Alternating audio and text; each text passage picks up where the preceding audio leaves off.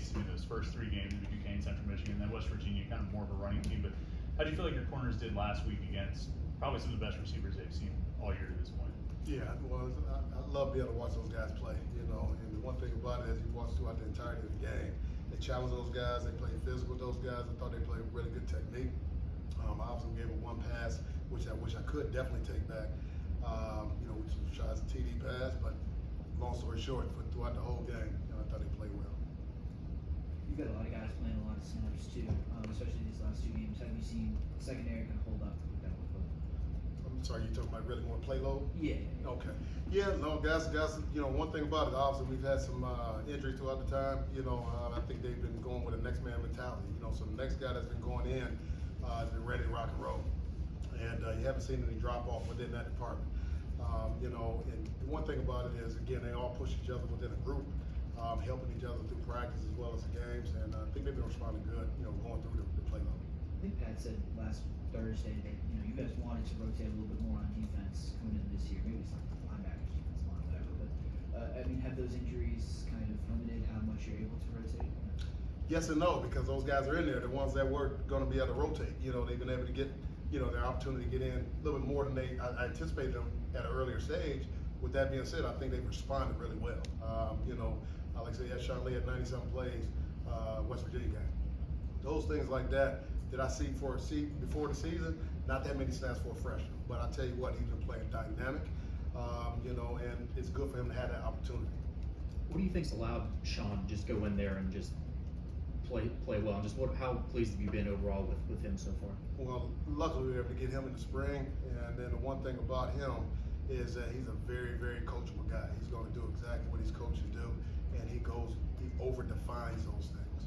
And what he does that's special is that he's always working after practice, and he does work out with some of the older guys, on his own in his free time, so they're teaching him different techniques, and he's learning at a rapid pace.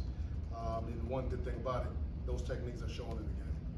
Coming off the spring that Sharon Harrison had, is he living up to expectations in the season? Yeah, I think that right now, again, he's a little bit forced to get even more reps right now, and I'm loving his development. And it's a tough position for us, being on the outside, at corner as well as DB, just in itself. With that being said, we're on island, and he enjoys being on island.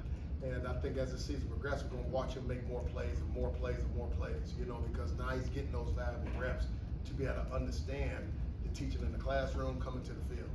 I'm excited to continue to watch him grow, because those plays are going to come. Rashad comes back from injury after missing 2 games. He's wearing the cast. How may or may not does that impact him, playing at that position with wearing that cast?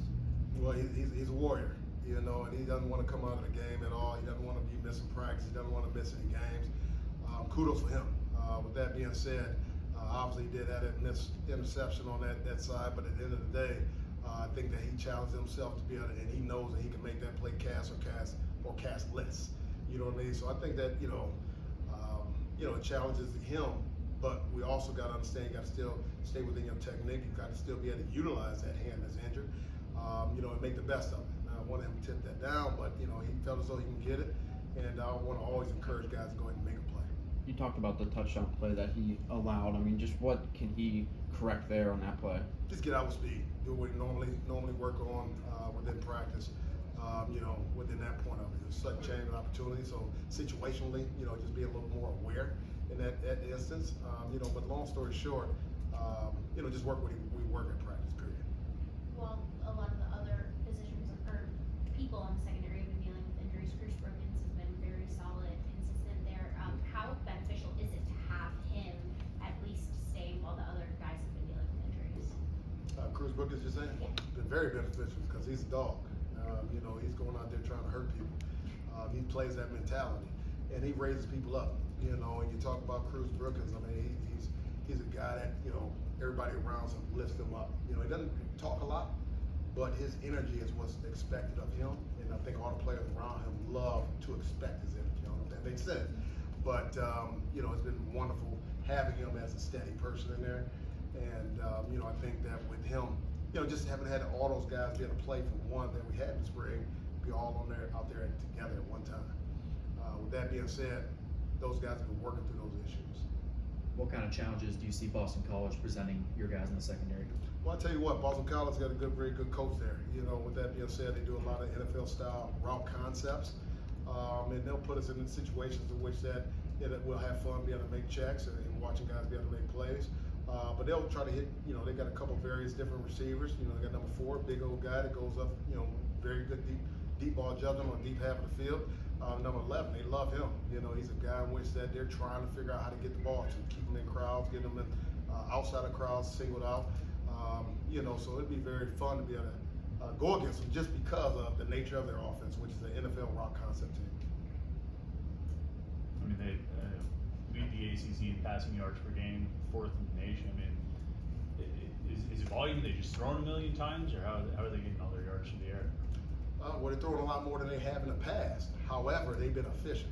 The quarterback's done a really good job of them getting the ball out of his hands, and understanding those route concepts that are, you know, that their offense runs. You know, so I think they're doing a really good job just having an efficient quarterback, and they're playing well within each other. You said they're throwing it more than the pass. I mean, you think of Boston College, you think of That's right. Garwo and AJ Dillon and all these That's different running backs. Is it a totally new look this year? Totally different kind of offense? I think it's still similar to what they did last year. It's just obviously they got different personnel groupings. They got different people that were playing outside that they had last year.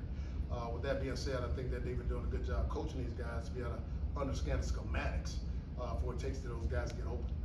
You know, so it is not the old school Boston College, as you know, where they're just going to try to run it down your throat all the way. With that being said, I think they're utilizing the people that they have. Anything else?